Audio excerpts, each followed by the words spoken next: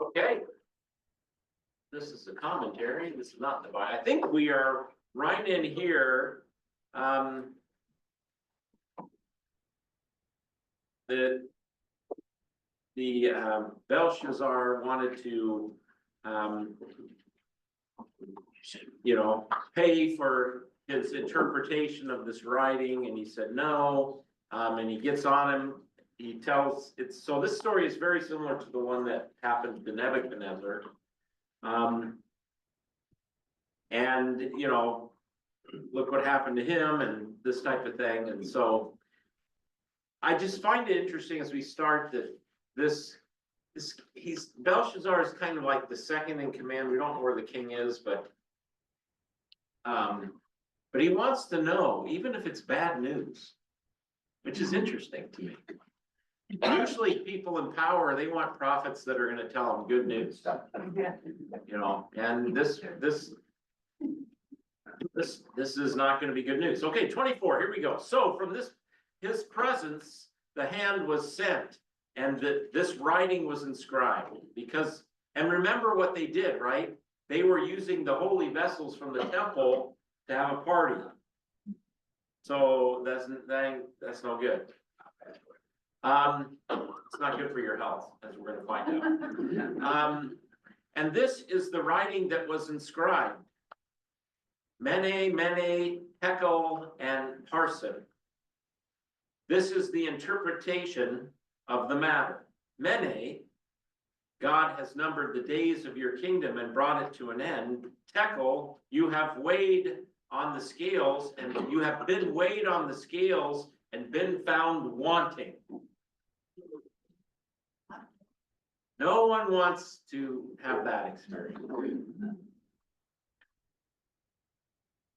Although I got on the scale recently and I had that experience. All right, sorry. Pardon me, that's why I'm only eating fruit and vegetables. No cheese and crackers for me. This Bible says deficient. That's right. So, sorry, that was. It's real. It's real. It's real. All right, this interpretation of the matter. Many has God numbered your days. Tekel, you have been weighed on the scales and been found wanting. That is just a powerful image. We're gonna talk more in depth about that. Paris, your kingdom is divided and given to the Medes and Persians. You weren't wanting, you were excessive. What's that? You weren't wanting, you were excessive. I was excessive. That's true. That's what the scale told me. That's nice, Andrew. That's good. Then Belshazzar gave the command. Okay, well, let's just pause there.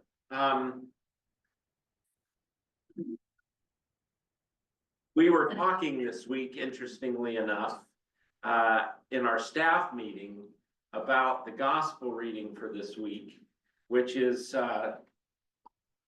the Sermon on the Plain in Luke.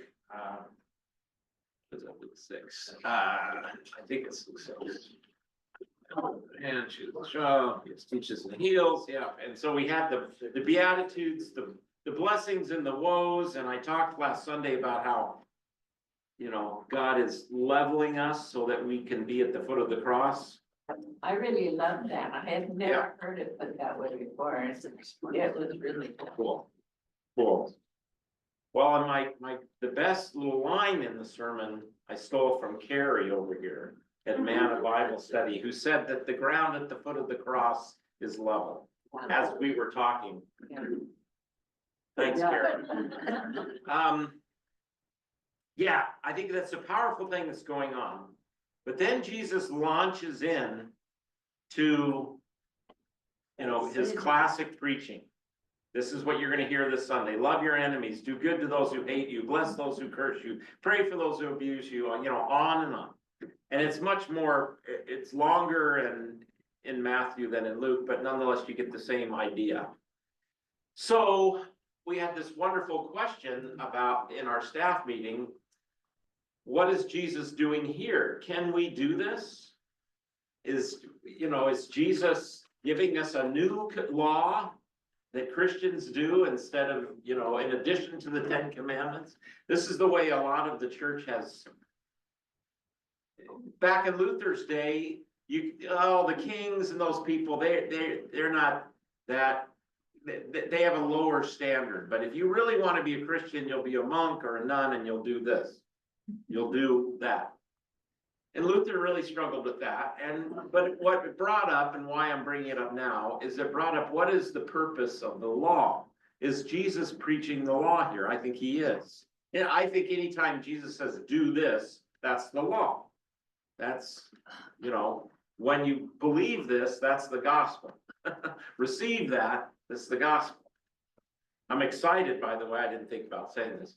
But, you know, a lot of times people, when I preach for a memorial service or I like to call it a celebration of the resurrection service. A lot of times, and I'm very thankful this, people will say, don't talk a lot about me, Pastor Bill. You know, talk about the gospel, preach the gospel. And I go, you got it. Love it. Merrill Coster's the first one that I know of that I can remember that said, preach. I just want you to preach the law and the gospel. Whoa. So you better come and find out how that's gonna turn out. But, you know, so what, you know, what is the law, what its function? And of course, Lutherans have had some real, a variety of ways of talking about that. But classically, Luther said there's two uses. The first use is, you know, it's like we need a speed limit.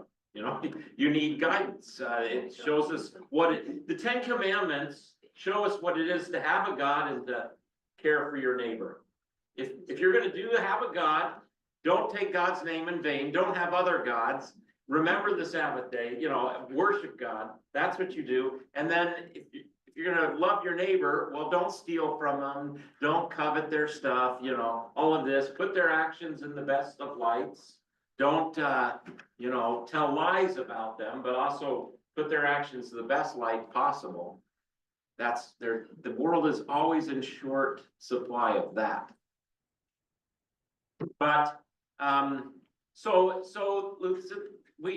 our old self needs the law, but the second, and he would call it the theological use of the law, is to kill us. It puts us on the scale. Now you can see I was going somewhere. The law is a scale in which when we're put on that scale, it says, you know, like you have the Caesar, you know, it's this. You didn't, you know. And so, you know, what's Jesus doing? Is Jesus preaching the law so that we will see we're done for, yeah. If Jesus was 100% human, could he have made a mistake and said that? No, because he's 100% God. It's 200%. He's 100% God. Could he have made a mistake? I don't think he made a mistake, but I think he might be doing something more than just giving us a new law. He might be using the second use of the law and crushing our presumption of righteousness. If you want to get there, okay, if you want to get there with the law, well, now loan to those who don't, you're not going to get anything back. Love your enemies, give away everything you've got, you know, this type of thing. And the way to do that is to live in a monastery, because they don't own property. They don't own, you know, so I just ask, I'm giving you food for thought, tying Daniel and what you're gonna hear. I don't know what Jonathan's gonna preach on Sunday, but what you're gonna hear, so there's a connection here. Sharon? Yeah. Well, I think about conscience. That's one of the things that we are born to develop both sides, both kingdoms, so to speak. But if we don't have any, like you said, speed limits, or nobody ever said, oh, that's not okay to. Right. Or whatever. Yes, But and conscience is absolutely necessary. That's where the law comes. so, yes, That's it right. does. Like, okay, so we have a conscience and the law comes in and accuses us. And it's because we have a conscience, we go, oh no, I That's haven't a kept the law. warning. Yeah, I have, one, I haven't kept the law, but two, you know, we need a speed limit. You know, if I didn't have, if I didn't know that Trooper Dahl was out there somewhere on Highway, 3, I might go 70 instead of 60. Or zip into that. Or zip into the, oh, that's right, I wouldn't respect the zipper merge. Yeah, Gloria, Well, I really feel we need, like, say, a standard and. Yeah. we've got them, but I always think of the last sentence in Judges. Though in those days Israel had no king and everyone did as he saw fit. yeah, And that becomes turmoil. I yeah, mean, that's chaos, isn't it? absolutely, we need the guidance. Sure, and especially in the temporal realm. We would be living in some kind of nirvana state. If none of us were sinners, we wouldn't need this. Yeah. But we're all sinners, so we need, and not to do a civics lesson, but, our founders, even though under God was just put into our Pledge of Allegiance in the 50s, our founders believed that the way they were ordering like individual rights and, which is unbelievable in the world. I mean, you go to a lot of places, they don't have individual rights. I remember when I was in El Salvador back in the 80s, when the Civil War was going on, I went down with a group of folks to hang out with those. Yeah, right, to hang out with the Lutheran Christians down there who were caught in the middle of all this. Yeah, can you believe I did this? I can't believe it. But I remember standing there and I saw this older gentleman get hit by a bus, not like died, but he got clipped, and he, Not building. yeah, but he had no recourse. He's out to lunch. I mean, he's not out to lunch, but he's out of luck. There we go. So we have individual right. Well, those are based in a transcendent reference. So yes, Gloria, our founders believe there's right and wrong, and there's, now of course it gets complicated after a while, but we have a republic, and so we have in the civil world a law that is generally based on the Ten Commandments, but not just the Ten Commandments. Like I've told you many times now, the Supreme Court has every major jurisprudence system represented. Moses is right behind the Chief Justice, but they're all up there. Confucius is up there, it's really interesting. So anyway, yes, we have the first use of the law. This is what we need. But now the Christ in me, and this is what we were talking about in staff meeting. And I know we'll get back to the scale, I promise. In staff meeting, in our staff, we always read the gospel reading and have a devotion on it and study and stuff. And, I'm pretty sure when I'm merciful, it's not because Jesus said be merciful. I'm pretty sure it's just because that's what God made me that way. I can't not be merciful. I mean, I can use my brain, and sometimes it's complicated, the best way to be merciful. Believe me, I understand codependency and all of that. But, but I don't go, oh, I'm supposed to be merciful, so let me take it. It just happens, right? But now my old self, needs the curb, needs the check, needs the first use of the law to keep me boxed up. Like, oh, don't do that, But my new self, I know this is weird, but my new self doesn't need the Ten Commandments. The Christ in me, it's just gonna happen. But I'm not just the new self, I'm both. That's why we're not antinomian. We need the law, we need that. Yes? That's why God made mothers. That's why God made mothers. There it is. Thank you, Ethel May. Yes, no, Feel guilty. So I have a question. please. God made mothers in our church. Well, that's for sure, too. Yeah, So when when the rich young ruler yeah, came to Jesus and he said, do all these things. yes, And the fellow said, well, I've done all those things. So Jesus leaves the only other option available, which is come follow me. Sell all you've got, Yes. follow me. So reprioritize what you said. What if the rich young ruler said, well, that's impossible. I can't do all those things. yeah. What do you think Jesus would have said? You got another thing coming. I know my mother nurtures me. That's beautiful, Ally. Paul, I think that if you would have said, that's impossible, what do you, and he would have said, you're right. But come follow me. Yeah, you still would have been follow me. Right, right, Both times. yeah. And that was his problem, is that he went away sad, Right. you know. I was just gonna say that he would have told him, my disciples don't get it, but you do. Oh, nice. My disciples don't get it, but you actually got it. I think that's what's going on there with Jesus. And I guess I wonder if that isn't also something going on in these Sermon on the Mount, Sermon on the Plain kind of things. Bob, Yeah, he was versus that bet, you know, what would have went away to start writing Jesus, and he says, "Of all things, you know, all things are possible to me." right, Which is not what you do, I'm the one for your salvation. that's it, Bob, that's it.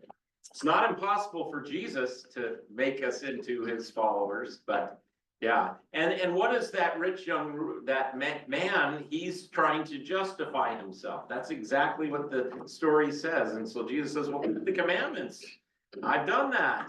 Okay, well, you know, so there's that sense. So all of that, really good.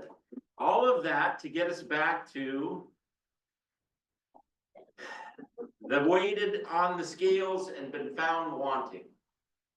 So, Tekel, you have been weighed on the scales and found wanting. That made me think of the law, because that's what it does. And so I had to talk about Jesus a little bit. Now I got to go to the Apostle Paul and do this phrase that I know I've put before you many times. At the end of this chapter, where he's talking about what Jesus did, the resurrection, and he says in verse 56, the sting of death is sin. Why? Well, through sin, death came into the world. And the power of sin is what? The scale, the law. Right here is where I am. So the sting of death is sin, and the power of sin is the law. The law is a problem. It's beautiful, it's God's gift, but it's also that which accuses us. The second use of the law. And the power of sin is the law. Why? Because the law shows us that sin, exposes the sin, convicts us. You know, it's the scale. And when I remember our kids went, for instance, doing a little bit of a comparative religion thing. When my girls were in high school, at some point, they went down to the mosque in Tacoma, and just to hear, you know, and my daughter came back. It was a really great experience, because she said, basically what I heard is that they say there's a scale, and if your good deeds outweigh your bad deeds, then you go to wherever paradise is in that system. And I said, well, what do you think? You know, and so because of that, a Muslim never has assurance that they're going to be okay. It's a scale. For us as Christians, we say the law is a scale and we all fall short. We all are found wanting. No one, this is what Paul means when he says, no one is justified by works of the law. The scale is not your friend. It's not. I'm not saying you don't need to get on it, like I did recently, but the law on one level is your friend. It sets beautiful boundaries on what to do, what not to do. It keeps me from driving too fast on Highway 3. It's good, but it's also a problem. It is not my saving friend. Jesus is. Okay, I had to preach the gospel when I got the scale. Any other comments on that? Sharon, yeah? Well, I'm thinking two things. One is when your, conscience ticks you, it's kind of like old fashioned, like, don't, that's not so good. Yes. Recognize it. Okay, first, then I'm able to serve God once I choose to listen to the law. And I can, praise him. So I can serve him and I can please him. And it isn't like, oh, how many pleasings about it? I got an A+, Right. don't worry about that. But you can't serve if you've really gone into the law and you're immersed in it and you're trapped by it. Yes, so I think, Sharon, now that we're set free, now we can truly serve Right. out of faith and not compulsion. Right. Think about Philemon saying this to you, because I know you'll do it out of your, and not, so, but you used the word conscience a couple times, and I think that's really important. I want to go back to that. I can tell you that the Lutheran movement, if you read the confessions, you read the large catechism of Luther, you read a lot of this, the biggest concern Luther had is people's troubled conscience. And Luther, of course, we know, had a really troubled conscience because he tried to do the law and he couldn't do it. And basically what he heard the church saying to him was, just try harder. Yes, you're forgiven, but now try harder. Try harder. That was the answer. Or the system of sacraments. Well, just make sure you do all the sacraments, the 7 sacraments, and then you'll be good. And so to the troubled conscience, Luther, that's what we were concerned about. And when somebody has a troubled conscience, they know the law. Ooh, I'm gonna get myself in big trouble on this one. When they know the law, as a pastor, I can get them to give a lot of money. I can get them to be in church every Sunday because I can say, you better. Oh yes, you feel bad about your sin? Well, you better be in church every Sunday or else. And it works. I sometimes wish I could say that. Is that like blackmail? Yeah, it is a little bit. This is what Luther said. That the way to deal with the law on the scale, is everything.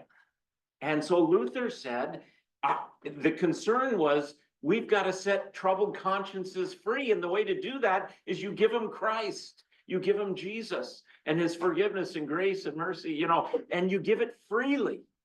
And you say to them, the law can't accuse you anymore because you are clothed in Christ.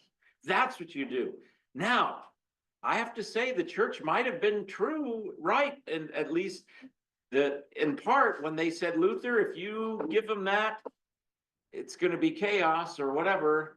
But I mean, I'll confide with you. I've been a little discouraged lately with where we're at.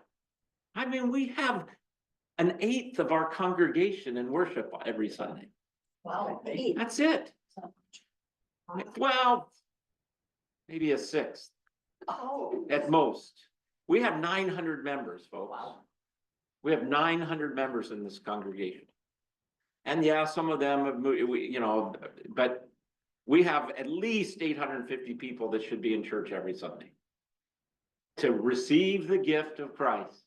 But I don't get to say, if you don't come, you're gonna get it. Woe to you. Yeah, right. So, how does a pastor enter into that? What do we do?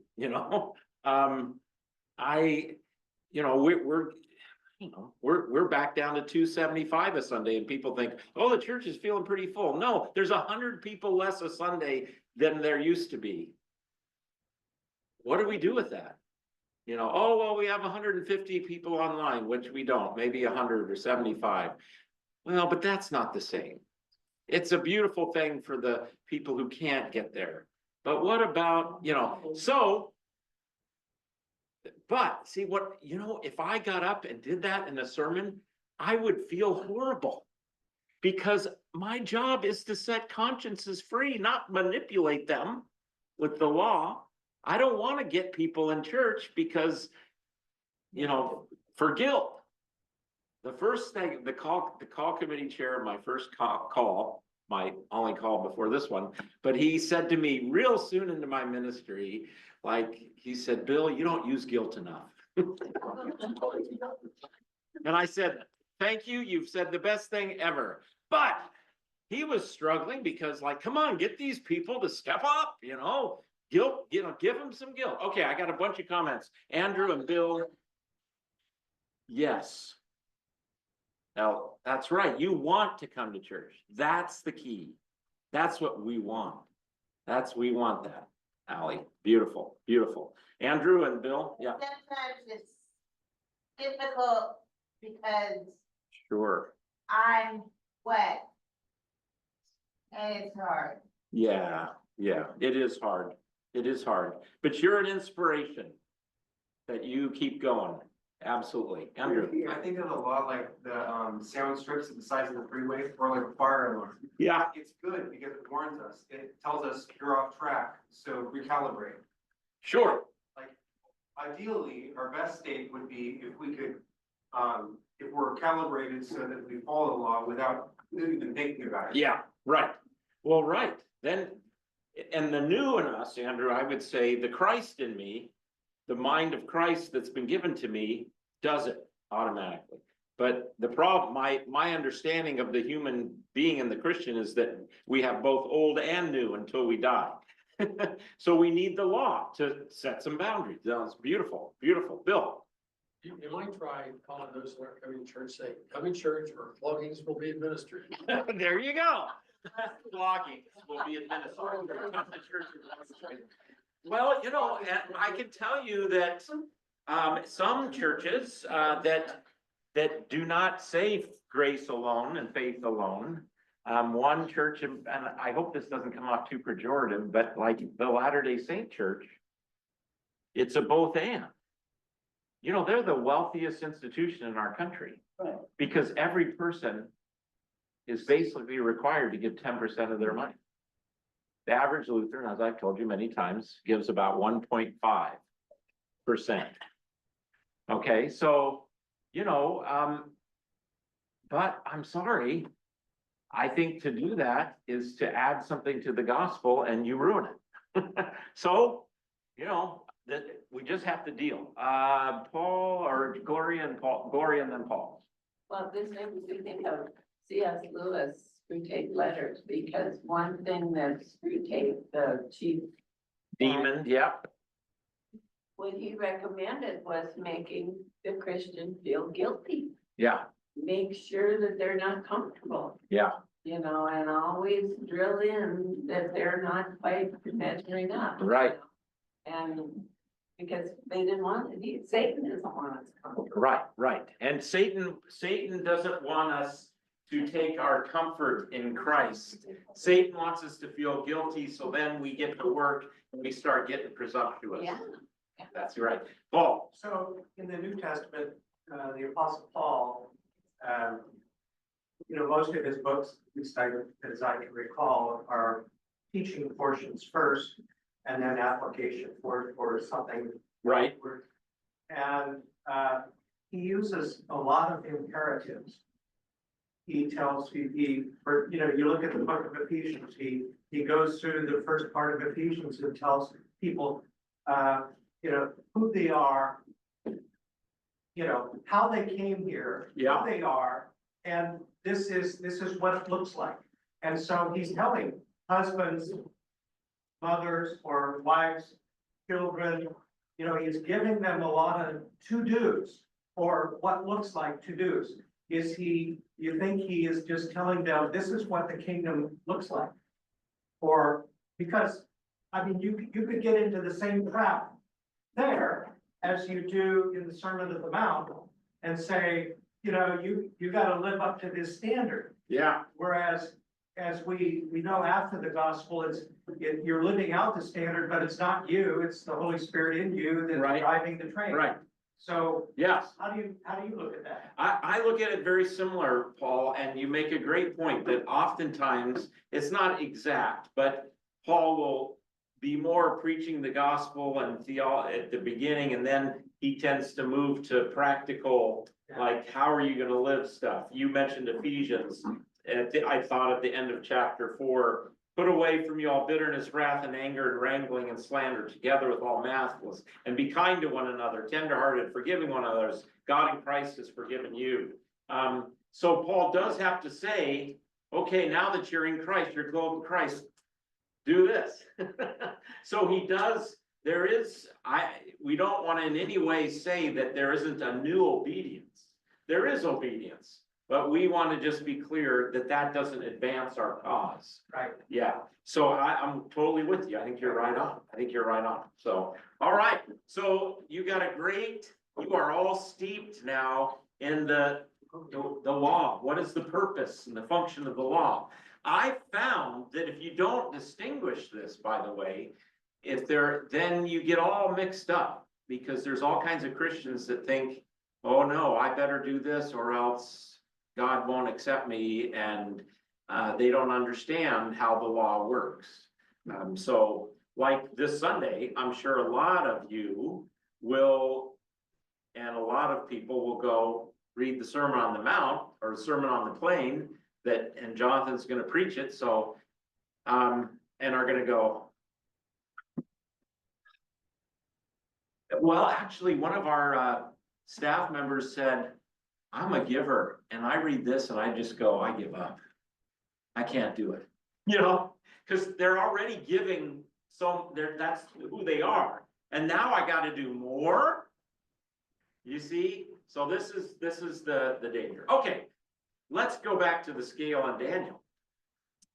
Now that we see that Belshazzar has been found wanting the use of the law. By the way, if you wanted some other great examples of the scales and found wanting, check out, my favorite one is 2 Samuel chapter 12, where Nathan confronts David. Do you remember that? You guys remember that? Oh, you're gonna have to be told again.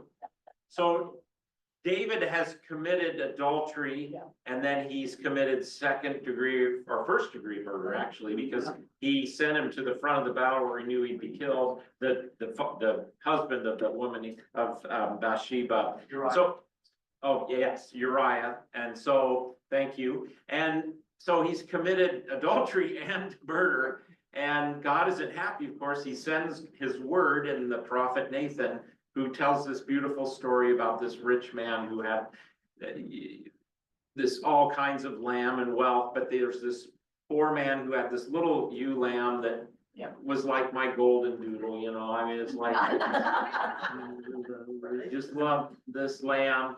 And somebody came to have hospitality with the rich man. The rich man wouldn't kill any of his sheep and stuff, and he went and took the poor man's and he killed it and served it for dinner. And David is so infuriated. You remember this, right? He's so infuriated. He says, the man that did this deserves to die. And Nathan says, you're the man. Boom. The best example of the law, the second use of the law there is in Scripture, in my mind. All right, well, the scale, it's powerful. All right, let's keep going. I'm trying to save chapter 6 for Jonathan for next week. Anyway, Paris, your kingdom is, so you've got the Medes and the Persians, the Medes and the Persians, are gonna come. We know that, and we know Cyrus of Persia will be the big guy that comes in and wipes out the Babylonians. Yes, Why are the last one with words to?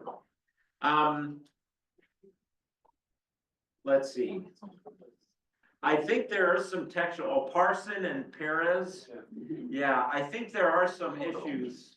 So singular, the singular of Parson, so, so it's it's the similar word, yeah. But there's also some differences in this between the Aramaic and the Greek, I believe, as I remember, but, and they all kind of rhyme, let's see, let's see. Where is my? This also refers to money. Yes, it is, these are weights or money, the way they, took. Back in the day, it was how heavy is something.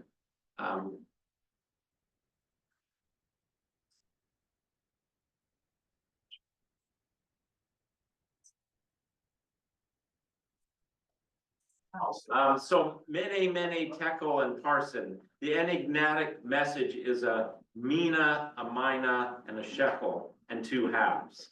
Either a half mina or a half shekel, and refers to units of measure. The related verbal forms used in 26 and 28 mean to number, to weigh, to divide, respectively. So that's a helpful little, deal. Is this where eeny, meeny, miny, mo? I don't think that's.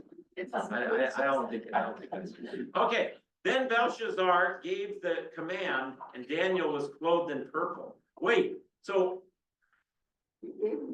he gave him this horrible thing. A chain of gold was put around his neck and a proclamation was made concerning him that he should rank 3rd in the kingdom. Why 3rd? Because Belshazzar is kind of like the prince or something. And we don't know where the king went, but anyway, so, that very night, Belshazzar, the Chaldean, was killed.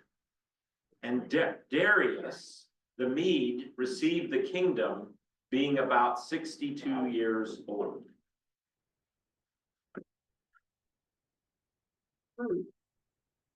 Where did he go?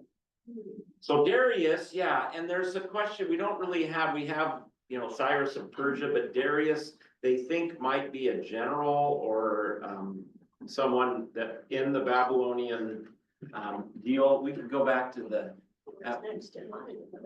yeah, we could go back here. So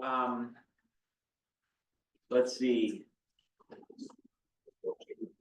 Retribution is swift. Darius, the identity of this king is unknown. Most likely Darius the Mede can be equated with Gubaru, the governor of Babylon appointed by Cyrus. Gubaru ruled Babylon for 14 years and is mentioned frequently in cuneiform tablets as the supreme authority in Babylon. For crimes committed, unlike Cyrus or Cambyses, who are never mentioned in the same legal capacity. So that's a little background on Darius. We don't know about Darius outside of the scriptures, other than a lot of people think it's a reference to this guy, Gubaru, and I don't know if there's any literary reason to think that, but that's, or more than a historical reason, that this Gubaru is the guy that fits the bill of what happened here. Yeah, so, well, there you go. Belshazzar should have waited before he gave Daniel all the good stuff. Do you think he was thinking maybe if he gave Daniel a bunch of good stuff, it would stave off the coming judgment? Maybe. Probably. Yeah, probably, Ally. Yeah. Daniel told him he didn't want it. Yeah. Gary. You said, we said Daniel was third. So he lost his 3rd place. Yeah, well, yeah, right. Daniel now is 2nd place. No, he's not second. Oh, That's right, because somebody new comes Somebody in. new came in, so he must have lost his. He did lose his, he probably did, although what we're gonna see, what happens next is, Daniel, he's, Daniel's something, man, he just rises to the top, no matter what king Nebuchadnezzar, Belshazzar, or whatever, it's just a little bit like Joseph in the story in Egypt, yeah. Shows God's really in control. Shows God's really in control. That's a great comment. So I think, what do we do with this? Well, Yeah. I think if you're in a position of power, you need to stay humble. Good luck. Good luck, right? Right. That's tough. That's rare. Yeah, and that's just goes with the territory. That's very hard. And, you know, I don't know what the answer is, but maybe the answer is to remember that God put you there. So, you know, what does our mom say, or our parent, or dad say, you know, in jest, you know? Brought you into the world. That's right. I brought you into this world, I can take you out. Yeah, well, that's a little bit, maybe that keeps a ruler, if they rightly get that, you know. But even that, you know, the human presumption is we always tend to think God's on our side, you know. God's, you know, that's just a huge danger. Okay, anything else on Belshazzar and the writing on the wall? And that's where that treasure came from. Absolutely. Yeah, I see the writing on the wall, you know, it's like, okay. Coins, there's gonna be a coin or something like that. And what's worth it? I can't. It probably has been picked up in some little. Yeah. Yeah, somebody can Google it. Okay, well, it's gonna get hot. We're going down in the lion's den. And I'll let you make connections to our modern situation, whatever way you wish. All right, In controversy. yes, a lot of controversy going on. Very breath, along your ways. How did I get so, oh, okay, the wrong way. That very night, Belshazzar the Chaldean was killed. Darius the Mede received the kingdom, being about 62 years old.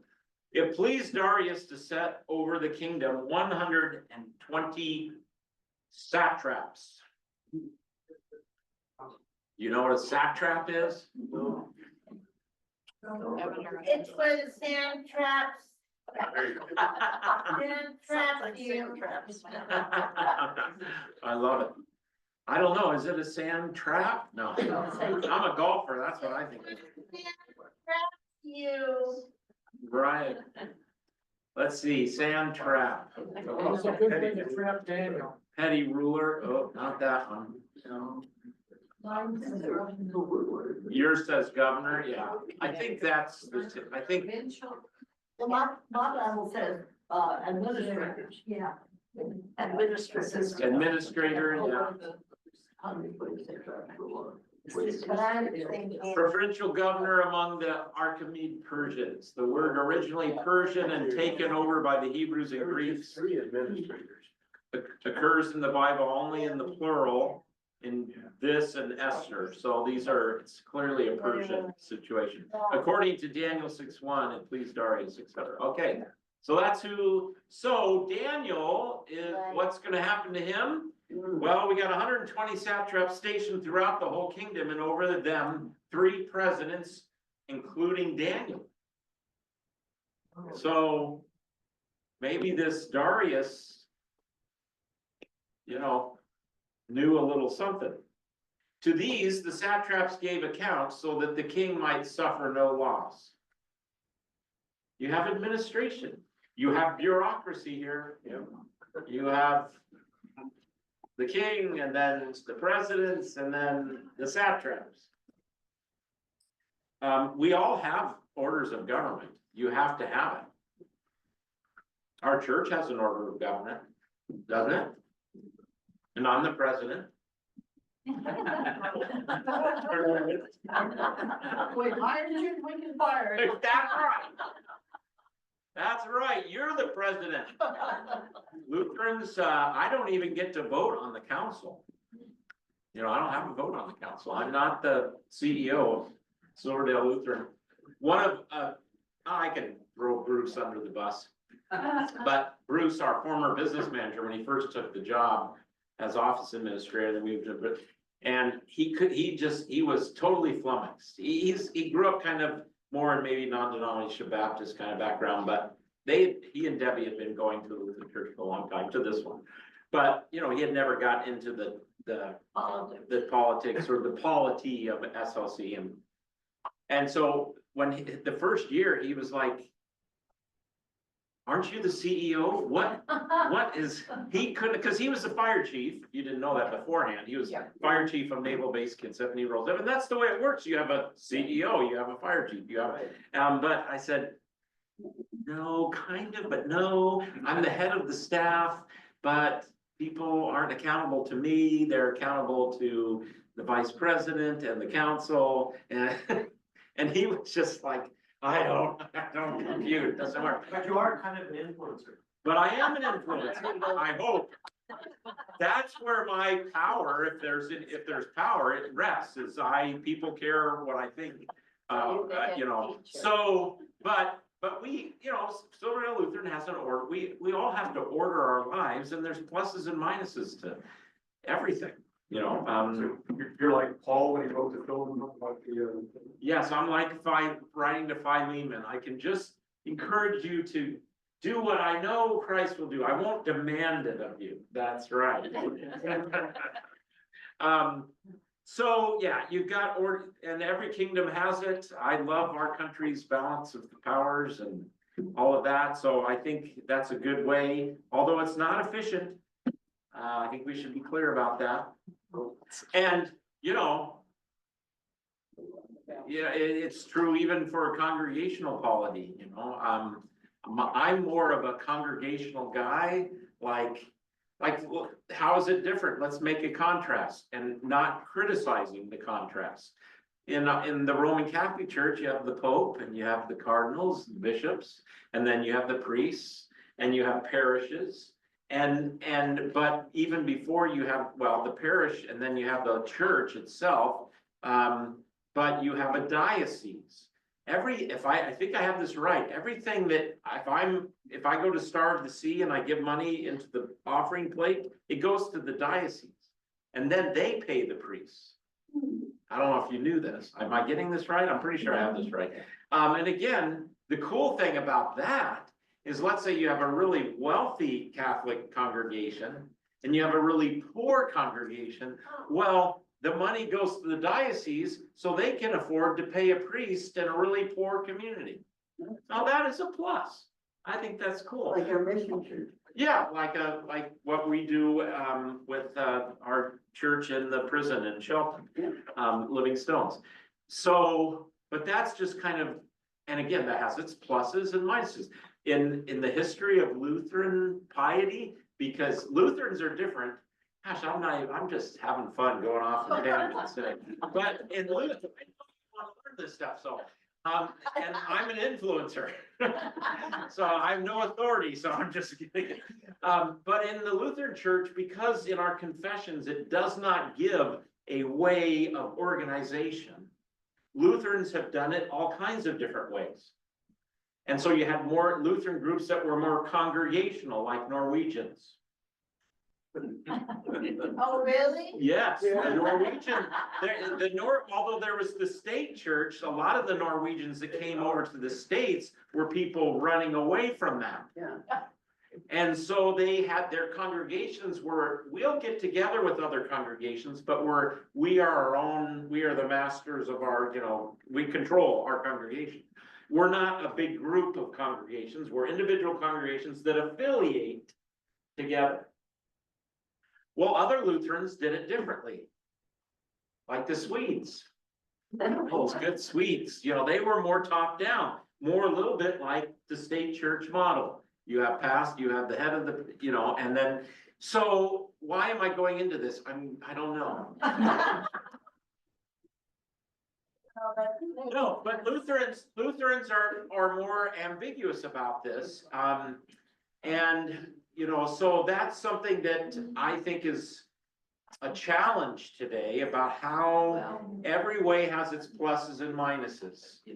Is it better to have an autonomous congregations or congregations that are more linked? These are all questions. But again, that has nothing, no, it has to do that we need governance and administration and even in the church we have. So if you have any complaints, don't bring them to me, take them to Dennis, the president. Okay. Moving on. No, I'm just kidding. I'm just kidding. Don't do that. Well, you can do that, but you can tell me to.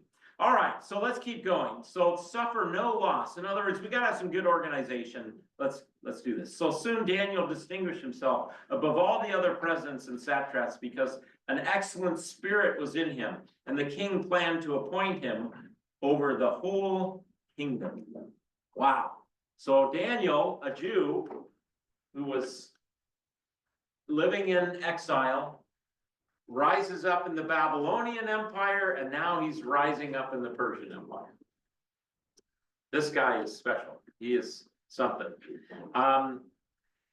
But what do other presidents think of that? Oh my goodness. We have a power battle brewing. So the presidents and the satraps tried to find grounds for complaint against Daniel in connection with the kingdom. But they could find no grounds for complaint or any corruption because he was faithful and no negligence or corruption could be found in him. Shocker. The assumption of that is everybody's got some dirt you can dig up, especially somebody in, you know, these world. Well, they can't find anything. He's squeaky clean. He's faithful, no corruption. And the men said, we shall not find any ground for complaint against this Daniel unless we find it in connection with the law of his God. Oh. The only way we're gonna get this guy down, take him down, is to call into question that he's faithful to his God still, and not our gods, and not to Darius, ultimately. Amy is the servant of Darius, but ultimate is God. That's the way we're gonna get him. Isn't that what they said about Jesus? I think it is a little bit, isn't it? Yeah. They definitely said that, Allie, about Christians in certain times. I was just reading about the Diocletian persecution of Christians by the Roman Empire. This happens pretty late. This happens back just before the 300, I don't know, like around about 300 BC. So the church has been in existence for, you know. Is that the exact same thing they said about Jesus? Well, let's see. They did say, "Are you the king?" Didn't they? Yes. And Jesus said, "I am." So Pilate crucified him, and the religious leaders, you know, or Pilate did what the religious leaders wanted him to do. Yeah, I think you're right, Allie. And then later, followers of Jesus, especially under Darius, and the other person that really persecuted Christians was Nero. But Darius would pull Christians into court, and there was some incense or something, and you would have to put the incense in the bowl and say, "Caesar is Lord." And if you didn't do that, because what's the oldest Christian creed? Jesus is Lord. So you either said Caesar is Lord, or you were, Lord. that's right. But the Christians under Diocletian were killed if they didn't say Caesar is Lord. And who was the Caesar? Diocletian was. So that's the end. These other presidents with Daniel are like, he's squeaky clean. He does everything right. There's no lying, no deception, no cheating, no corruption, all of this. The only way we're going to get to him is expose that he doesn't worship our God. That's the way we're going to get him. That's interesting. Yeah, Andrew. So they're taking the words of God, and we get kind of laugh knowing they're begging to failure. But I think the distinction between Jesus and this is that Jesus, if they said, no, you are not God, they laughed and they said, oh, look, claims to be king of the Jews, he's not the king of the Jews. Here's what we expect for the king of the Jews, that's on him. Mm-hmm. And in this case, they do say, okay, look, Daniel's God. What yes, but they say, okay, referring to Daniel's God, we're gonna go to war and find blame with him. And so they're acknowledging that they're more or less are acknowledging their war is with Daniel's God. Good point. We're not really fighting Daniel, but we're fighting his God, who seems to, is giving him all these blessings and this position. But note also in connection with the law of his God. I think that's really fascinating. I shall have no other God. You shall have no other gods. You shall worship the Lord your God. You shall not work on the Sabbath. You shall keep God's name, sacred, this type of thing. Let's see which law that they find that they can get an end to. Just maybe a quick little comment. A lot of things are coming into my mind today, obviously. You're gonna go home and go, wow, Pastor Bill didn't do it. He had too many cups of coffee. He's not eating sugar. No. Give him some sugar. But, I think it's a question for me. It's like civil authorities versus God. Where did the line, what's the point where I'm gonna have to say, I follow Jesus, not Caesar? I believe there's two kingdoms. So I live in the civil realm and the temporal realm, and I go on there, and then I have this. But will it ever I've been blessed in my life that I've never had the county commissioners come and say, you can't worship, or you have to teach this or something. That would be a line that gets crossed. It's like, stay out, you stay in your realm, So that would be, I've never had that experience, but Christians have all over the world.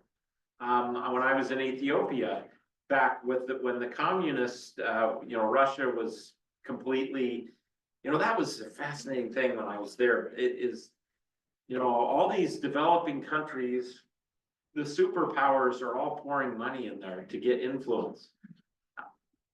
Everywhere there was trucks from China. I mean, these big work trucks, dump trucks, and you knew they were from China because the color and the way they were made. China's pouring tons of money. All these superpowers are, trying to find influence. But when I was there, we learned the story of the Lutheran Church in Ethiopia under the when the government was communist, supported by who? Supported by the USSR. And the USSR said to Christians, the communist regime in Ethiopia said to Lutheran Christians, you cannot say this, you cannot do this, you cannot do that. And Lutheran pastors said, sorry, we're going to preach the gospel. And many, many, many were killed. Many were killed. I went to a museum where they, had, so that was fresh in their memory when I was there just, 6-7 years ago. Now, there's still all kinds of problems in Ethiopia. I mean, because it's governments and politics. But I've never had that happen. I've never lived in a situation where, and I've also said, well, I won't go down that road. Okay. Except for COVID. Except for COVID. Now, good point, Joyce. and when that happened, believe me, I was thinking about it. Yeah. But my ethical thinking is that what was told to me was no different than what was told. I know there might be some exceptions, but was other businesses, everybody was told you cannot meet. And so that was where I saw that that was okay for public health to be told you cannot meet. We could have shirked that, but I felt like we shouldn't do that. So, but of course, we all have hindsight's 2020, but so that was why it was different for me. But you're right, COVID was a great example of the government saying, and there were a few churches that, you know, said, no, we're gonna still meet.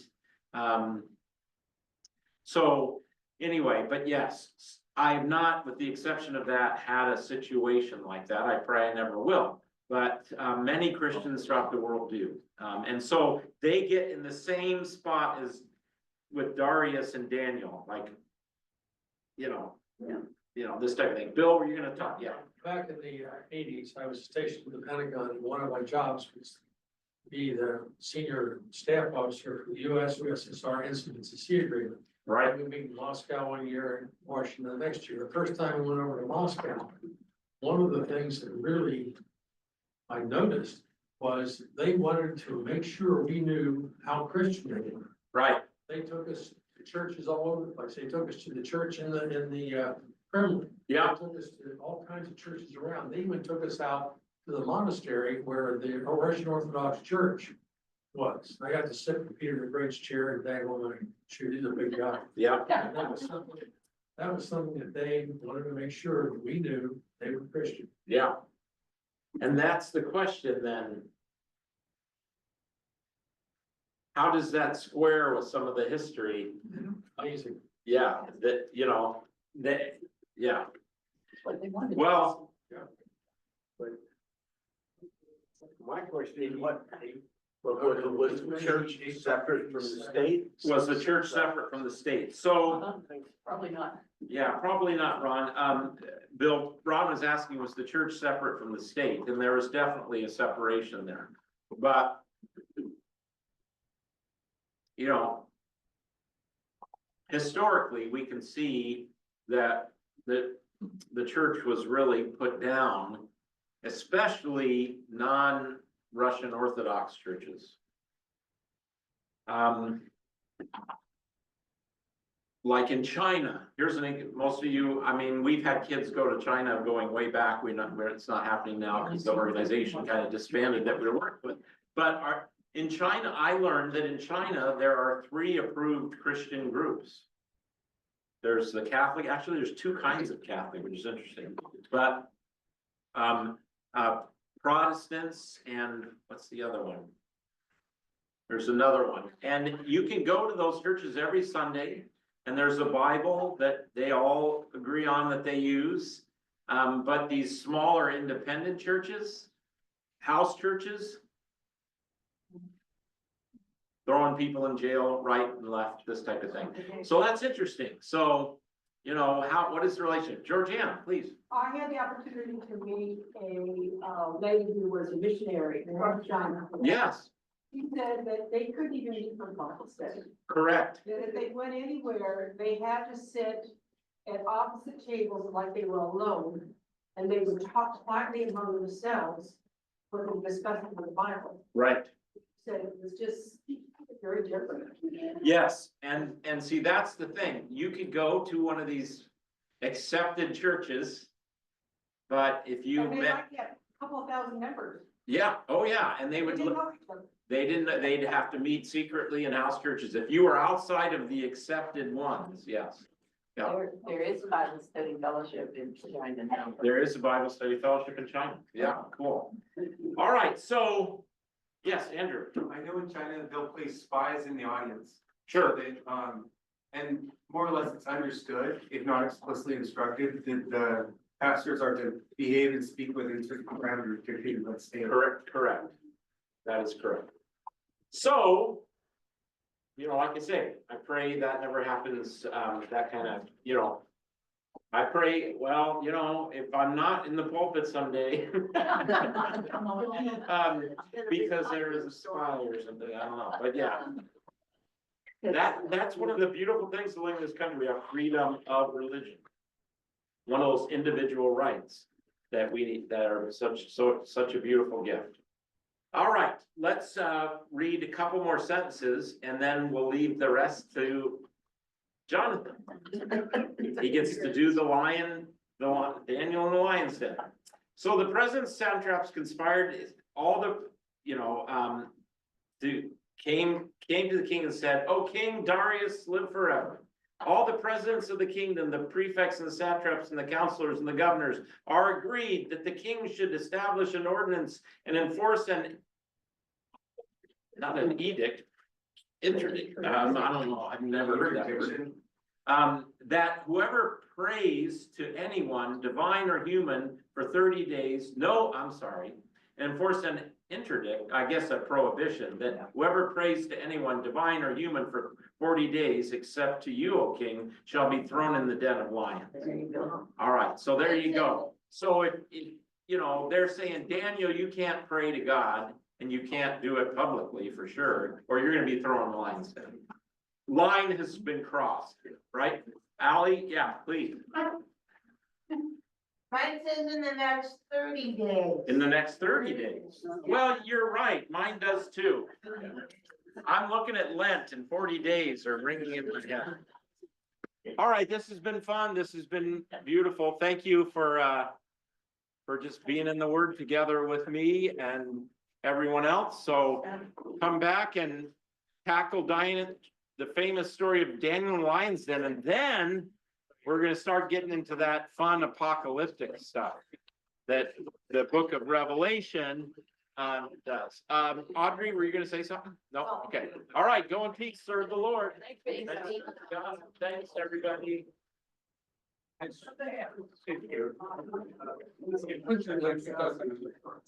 right. Here, all you people.